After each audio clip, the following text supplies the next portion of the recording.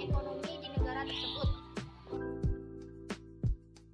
1. Mencukupi kebutuhan dalam negeri. Setiap negara pasti akan bergantung kepada negara lain untuk mencukupi kebutuhannya, seperti Amerika Serikat. Amerika Serikat sendiri merupakan negara adidaya yang sangat membutuhkan minyak bumi dari negara lain untuk menggerakkan produksinya. 2. Meningkatkan produktivitas dalam negeri. Suatu negara bisa memperoleh bahan produksi yang belum dimiliki sebelumnya. Dengan demikian, bahan produksi yang belum dimiliki akan lebih lancar dan lebih meningkat dari suatu negara tersebut.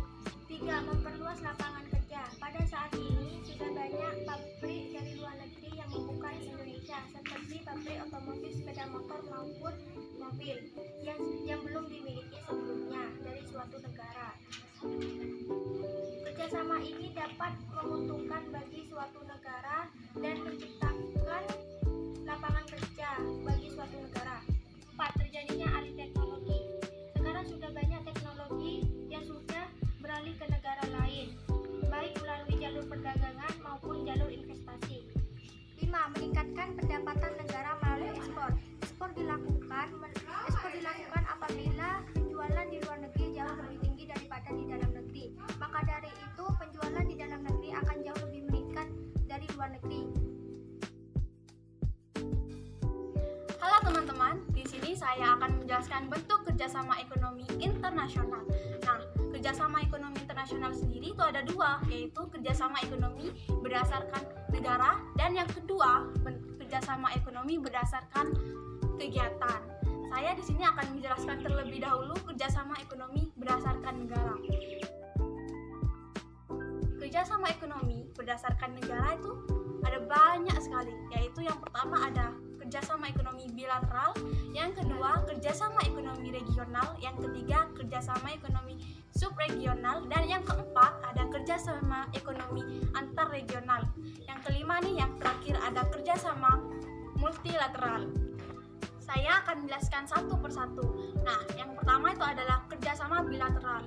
Kerjasama bilateral sendiri adalah bentuk kerjasama antar satu negara atau antar dua negara yang bekerja sama. Nah, yang kedua itu adalah kerjasama regional. Kerjasama regional adalah kerjasama negara yang di dalam satu kawasan atau satu wilayah. Nah, yang ketiga itu adalah kerjasama subregional. Kerjasama subregional adalah beberapa negara yang bekerja sama itu di dalam sub kawasan. Nah, yang keempat ada kerjasama antar regional. Kerjasama antar regional sendiri adalah kerjasama yang beberapa negara kawasan yang bekerja sama dengan negara di kawasan lain. Dan yang kelima adalah kerjasama multilateral. Kerjasama multilateral adalah kerjasama beberapa negara dunia yang bekerja sama di dalam tanpa memandang kawasan atau wilayah. Nah, yang kedua itu adalah bentuk kerjasama ekonomi berdasarkan kegiatan.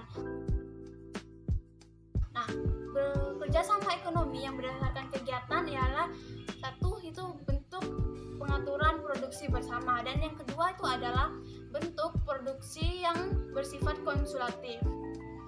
Nah, jadi teman-teman sudah paham kan apa itu kerjasama ekonomi internasional? Nah, teman-teman, kalau ada yang tidak paham bisa ditanyakan di komentar. Nah, teman-teman jangan lupa like, comment, and